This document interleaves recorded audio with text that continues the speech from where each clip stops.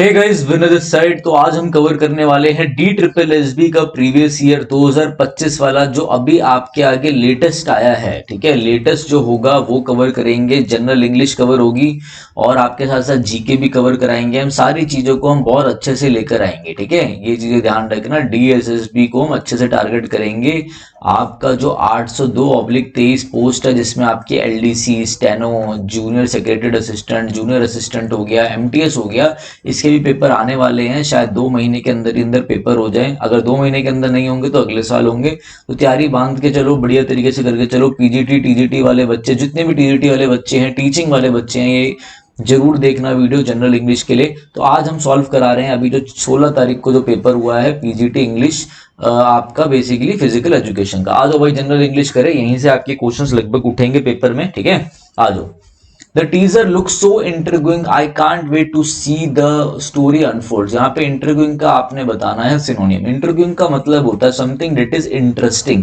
कोई भी चीज जो बहुत ज्यादा इंटरेस्टिंग हो उसको आप बोलते हो क्या? उसको आप बोलते हो इंट्रिगिंग। इंटरेस्टिंग हो, जो एकदम क्या हो, अट्रैक्टिव हो, अमेजिंग हो, अमेजिंग हो। तो आपका आंसर क्या चला गया? आपका आंसर चला गया इंटरेस्टिंग।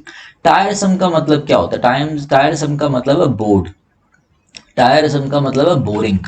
टायरसम के साथ एक वर्ड और ध्यान रखना, वियरीसम।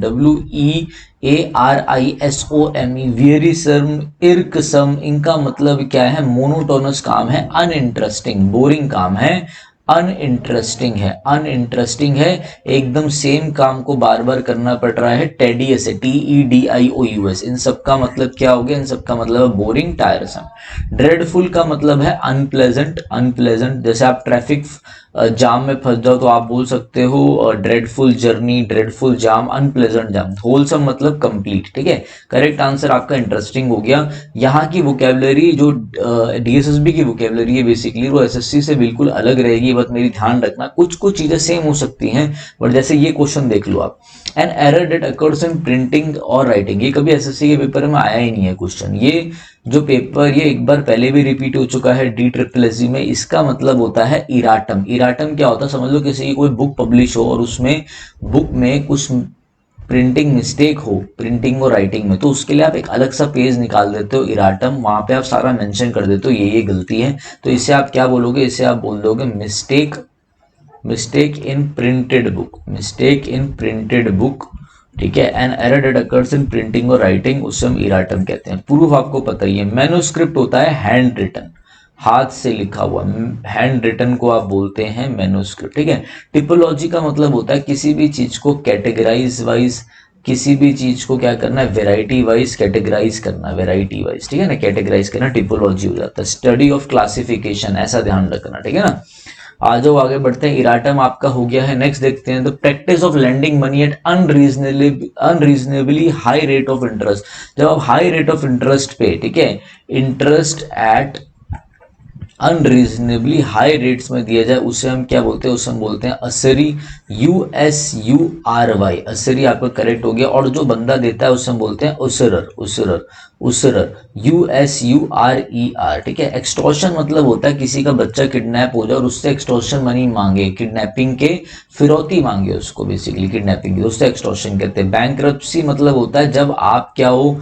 इंसॉल्वेंट हो जाओ, INSOLVENT, और आप बैंक के पैसे ना दे पाओ। Not able to, not able to pay debts, not able to pay debts, तो वो वहां पे बैंक्रप्सी होता है। इम्बेजलमेंट, ध्यान रखना, इम्बेजलमेंट, EMBEZZLEMENT। इम्बेजलमेंट मतलब होता है पैसों का गबन करना, पैसों की हेरा फेरी करना, पैसों का मिसयूज करना। इन मिस अप्रोप्रिएशन ऑफ फंड्स, जो कि सरकारी दफ्तरों में देखा जाता है, इम्बेजलमेंट कहते हैं उसे। ठीक है, करेक्ट आंसर उससे ही हो गया। नेक्स्ट आगे बढ़ते हैं हम। I am dash only person who can help her overcome dash problem she is facing.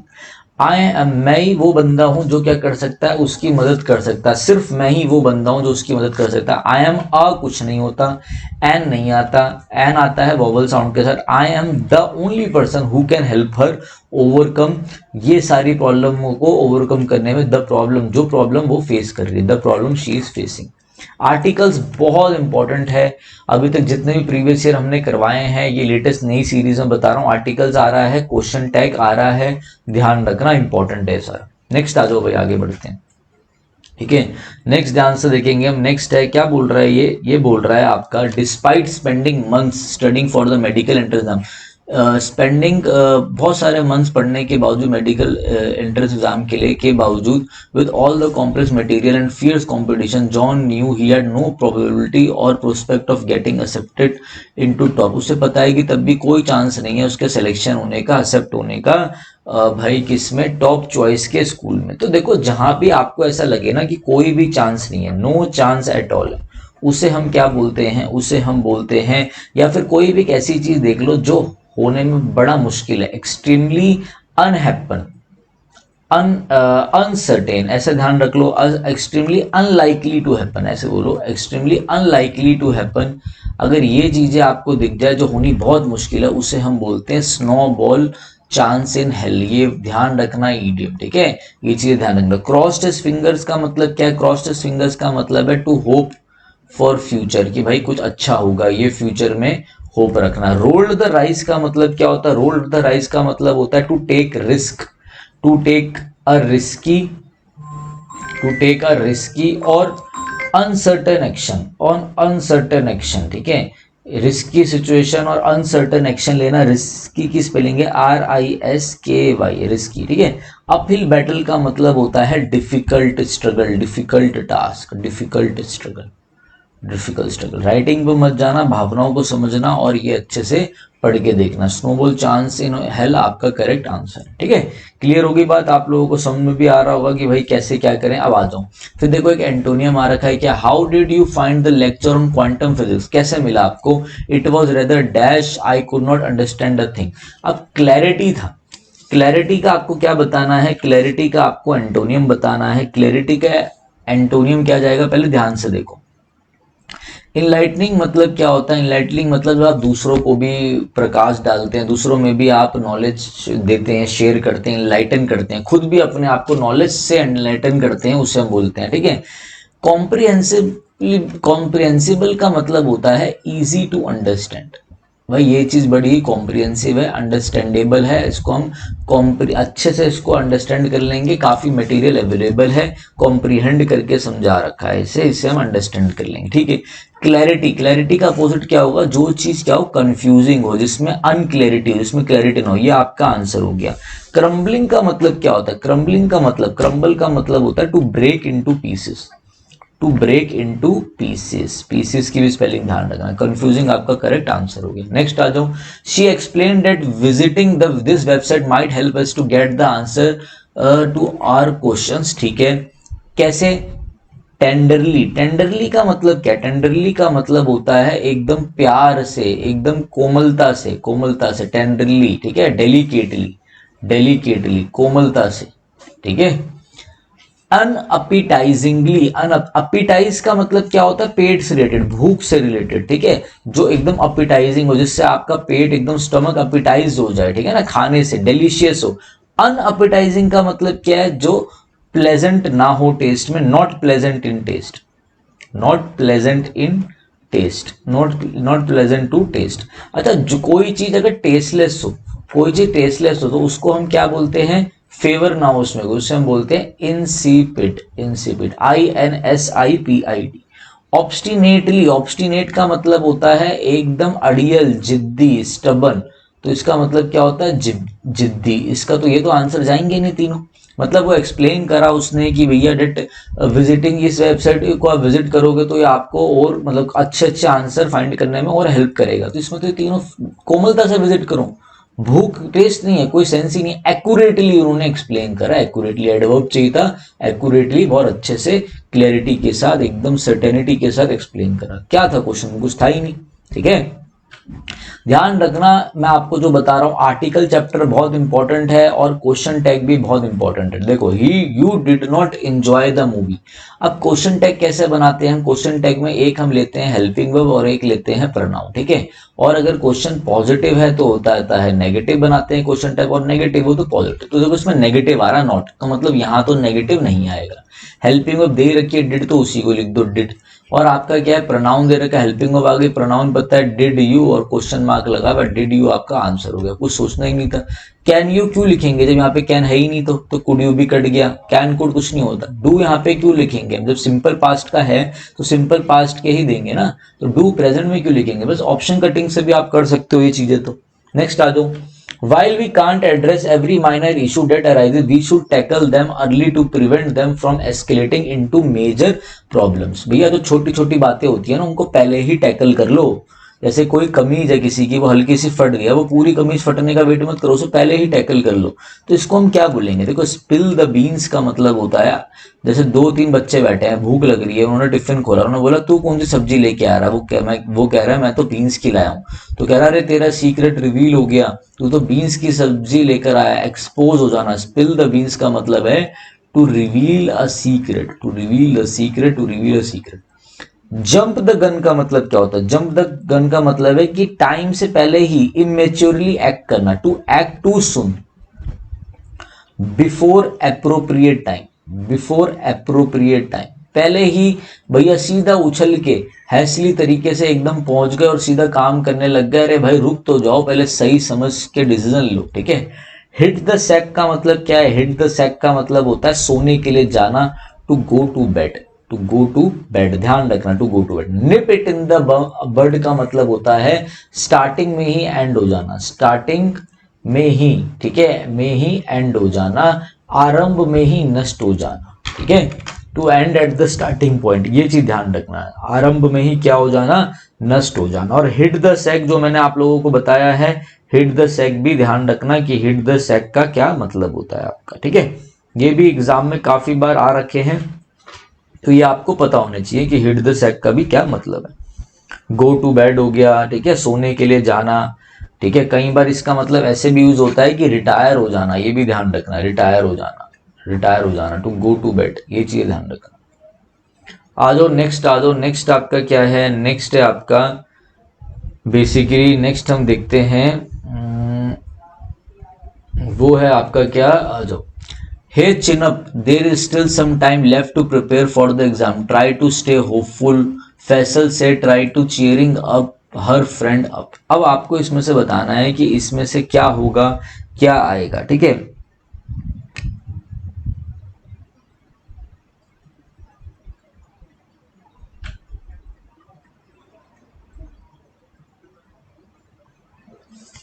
देखो select the antonym of the, ये जो आपके पास है ये क्या है, select the antonym of the selected word, highlighted word क्या है, होपफुल है।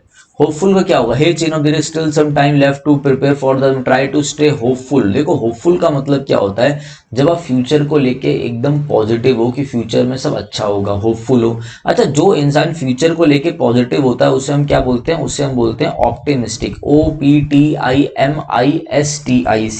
जो फ्यूचर को लेके बड़ा ही होपफुल होता है कि फ्यूचर में सब अच्छा ही होगा, आशावादी होता है। और जो निराशावादी हो फ्यूचर को लेके उसे हम बोलते हैं पेसिमिस्ट, PESSIMIST, नॉट होपफुल, मतलब जो फ्यूचर को लेके होपफुल ना हो, ठीक है। डेस्परेट हो, जो बड़ा ही क्यूरोस हो चीजें करने के लिए, क्यूरोसिटी जिसके अंदर हो, नहीं भाई ये तो नहीं होगा। अवेक हो, उठा हुआ हो, नहीं। पीसफुल हो, शांत हो। पॉजिटिव हो, पॉजिटिव आंसर है, कुछ था ही नहीं इसमें, आ जाओ आगे। After this, after the movie we had plan to go to the beach but we decided to dash it a day. देखो क्या होता है, आफ्टर द मूवी हमने डिसाइड करा कि हम बीच के लिए जाएं, बट हमने फिर डिसाइड किया कि चल भाई हम सब बहुत थक गए हैं, अब बंद करते हैं, अब घर चलते हैं, मतलब कंक्लूड करते हैं, अब एंड करते हैं, कंक्लूड करते हैं, एंड करते हैं। तो इसके लिए आप एक फ्रेज ध्यान रखिए, call it a day. Call it a day का मतलब होता है टू एंड समथिंग, अभी के लिए इस चीज को हम खत्म करते हैं, या फिर to stop something, to stop something, ये भी ध्यान रखना, टू एंड समथिंग या फिर टू स्टॉप समथिंग, ठीक है। Call it a day. Next आ जाओ। आपने क्या करना है, एक बस सारा का सारा पढ़ना है, ठीक है, सारा का सारा अच्छे से पढ़ना है आपने। क्या है, देखो यहाँ पर क्या है, the Arctic region characterize by its extreme cold and ice covered seas, ठीक है। आर्टिक रीजन के बारे में बताया है कि आर्टिक रीजन पता है ठंडा इलाका है, सारी चीजें कवर्ड हैं, ठीक है। अब आपको पहले ये पढ़ लिया, अब देखते हैं इसके बारे में कैसे क्या बोला जा रहा है। It is becoming increasingly in significant in global geopolitics, ठीक है। Climate change is causing ice to melt it is क्या, इसके किसके बारे में बात हो रही, पी तो नहीं आएगा। इट हेल्प्स इन, कौन हेल्प कर रहा है, नहीं आएगा। कंट्रीज लाइक कनाडा, ये वो पहले आर्टिक रीजन के बारे में बोल दिया है, क्यू लगाते हैं, क्यू, ठीक है। Climate change is causing ice to melt, Q. फिर इसके बाद आ गया है it helps in opening new shipping routes and revealing अंट, ठीक है, क्यू आर। फिर उसके बाद क्या हो गया, कंट्रीज लाइक रशिया, ईरान, डिरोन have vested interest in Arctic, ठीक है, Q R S, Q R S. It is becoming increasing significant in global, it is becoming, अब ये क्या हो रहा है, ग्लोबल पॉलिटिक्स में भी इंपॉर्टेंट होता जा रहा है, ठीक है ना। तो क्या हो गया, क्यू आर एस पी। देखो इसमें ना एक चीज और ध्यान रखना, अब मैं आर नहीं लगा सकता था कि इट बोल रहा है, पहले मुझे कुछ इंट्रोड्यूस करना पड़ेगा, कट गया। पी नहीं लगा सकता, इट बोल रहा है, कट गया, बचा दो, दो ऑप्शन तो हमने काट ही दिया। अब पहले मैं आर्टिक रीजन के बारे में बात करी, फिर मैं कुछ तो बात करूंगा ना, फिर countries like Korea have vested interest in the Arctic, S starting में जाएगा, फिर मैं लिखूंगा इट। फिर इट किसको जाएगा, अगर ऐसा आप सोचते हो तो इट किसके लिए जाएगा, पहले कुछ इंट्रोड्यूस तो करूं मैं, ठीक है। एस पी को इंट्रोड्यूस करो तो Q R S P is the correct formation. ध्यान रखना, जितना पढ़ोगे, जितना बार बार कोई ना कोई चीज पढ़ोगे, वोकैब पढ़ोगे, उतना ज्यादा आपका पी क्यू आर एस और कॉम्प्रिहेंशन इंप्रूव होता है, ध्यान रखना। Hetal's dash etiquettes impressed everyone at the dining table, Hetal's का क्या एटिकेट, ऐसे एटिकेट कि भैया एकदम परफेक्ट एटिकेट, इम्पेकेबल, इम्पेकेबल का मतलब होता है एकदम परफेक्ट, एकदम फ्लॉलेस, कोई भी गलती नहीं होना, एकदम परफेक्ट बिहेवियर।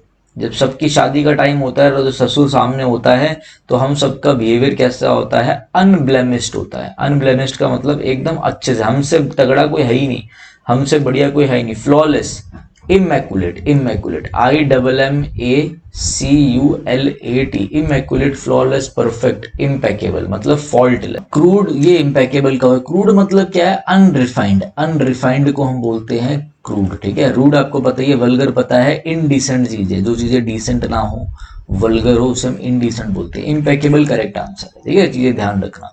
नेक्स्ट आ जाओ भाई, नेक्स्ट क्या है, you reap as you sow, ये तो आपका प्रोवर्ब आना चाहिए आपको, एज यू सो, इसका मतलब क्या होता है, आपके जो एक्शंस होते हैं वही आपका फ्यूचर बताते हैं। Your actions determine your future, your actions determine your future, आपके एक्शन ही बताते हैं कि आपको फ्यूचर में कैसा रिजल्ट मिलेगा, ठीक है। या फिर आप ऐसा बोल सकते हो, you get the result, you get the result of what you do, of what you do, ठीक है, गुड और बैड। अगर आप अच्छा करोगे तो अच्छा होगा, बुरा करोगे तो बुरा होगा। तो एज, ये तो as reap as you saw, ये आपका फ्रेज है, ध्यान रखना, बेसिकली प्रोवर्ब है, कथा है, ठीक है।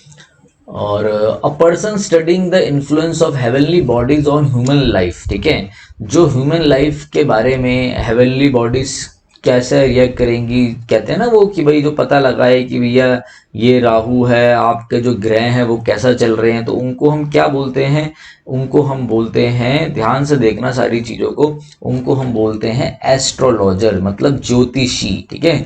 ज्योतिषी आपका क्या होगा, करेक्ट आंसर हो जाएगा। अब ये जो होता है म्यूट्रोलॉजिस्ट, म्यूट्रोलॉजिस्ट कौन होता है, म्यूट्रोलॉजिस्ट कौन होता है, म्यूटर किससे रिलेटेड होता है, जो क्या करता है, जो अर्थ एटमॉस्फेयर की स्टडी करता है, स्टडी ऑफ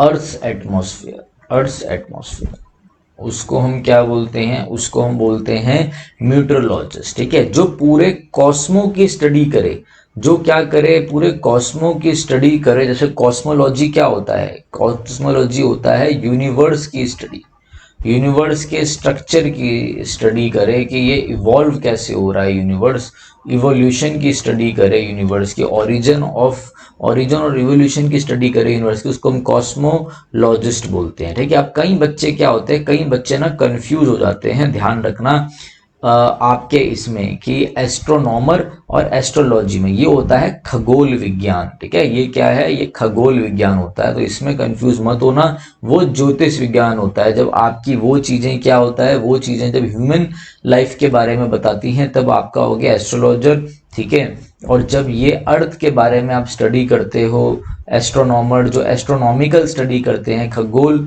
विज्ञान की स्टडी करते हैं, ठीक है ना, कि सेलेशियल बॉडीज और ये हमारा जो एटमॉस्फेयर हो गया, प्लैनेट्स हो गया, इनके बारे में स्टडी करते हैं, उससे एस्ट्रोनॉमर कहते हैं, ठीक है। आपका करेक्ट आंसर हो जाएगा एस्ट्रोलॉजर, ठीक है। अब ठीक है, तो इससे पहले ना आप एक बार सारा देख लेते हैं कि वोकैब कितनी आई पेपर में, एक क्वेश्चन वोकैब 2 क्वेश्चन ये भी वोकैब का ही मानूंगा, वैसे आप इसको ग्रामर का मान लो, बट ये आपको पता होना चाहिए प्रोवर्ब वगैरह, ठीक है। चलो एक ही मान लेते हैं, एक क्वेश्चन वोकैब, 2 वोकैब, तीसरा वोकैब, चौथा वोकैब, पांचवा वोकैब, ये तो क्वेश्चन टैग हो गया, छठा वोकैबलरी, फिर सातवां वोकैबलरी, आठवां वोकैबलरी, फिर ये वो हो गया 9वां वोकैबलरी, 10वां वोकैबलरी और 11 क्वेश्चन। मतलब आप ये मान लो कि अभी तक 20 क्वेश्चन आते हैं टीजीटी वगैरह में, 40 क्वेश्चन आएंगे नॉन टीचिंग वालों में, 20-20 के 2 सेट, ठीक है। तो उसमें से 11 क्वेश्चन, 20 में से 11 क्वेश्चन सिर्फ और सिर्फ अभी वो क्या 15 क्वेश्चन हमने कर लिए हैं, सिर्फ पैसेज नहीं करा, अगली बार हम आपको पैसेज भी कराएंगे। अब देखो डीएसएसबी की वोकैबुलरी 11 क्वेश्चन है 20 में से, ठीक है।